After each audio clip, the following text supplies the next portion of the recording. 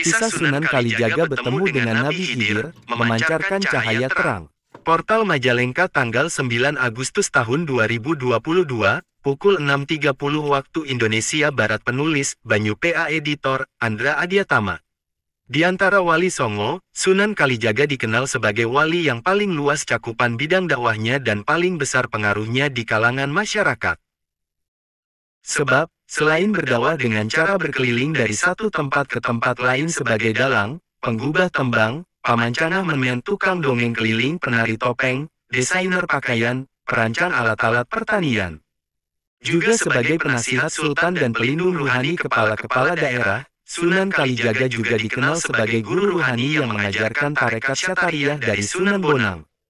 Sekaligus tarekat Akmaliyah dari Syekh Siti Jenar, yang sampai saat sekarang ini masih diamalkan oleh para pengikutnya di berbagai tempat di Nusantara.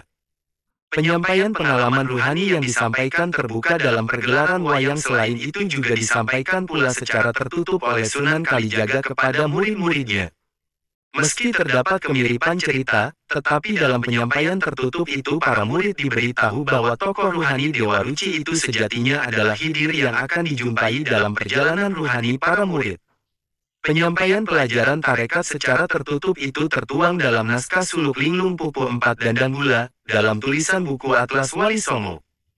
Dikisahkan, Sunan Kalijaga kebingungan memasuki alam yang berbeda, namun Nabi Khidir mengingatkan agar Sunan Kalijaga tidak bingung.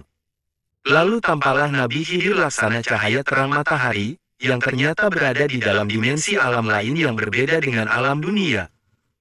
Bait-bait selanjutnya dalam suluk Linglung Pupu ini menggambarkan 4 jenis cahaya: hitam, merah, kuning, putih yang disaksikan Sunan Kalijaga di dalam diri Nabi Khidir, yang masing-masing diberi penjelasan maknawinya.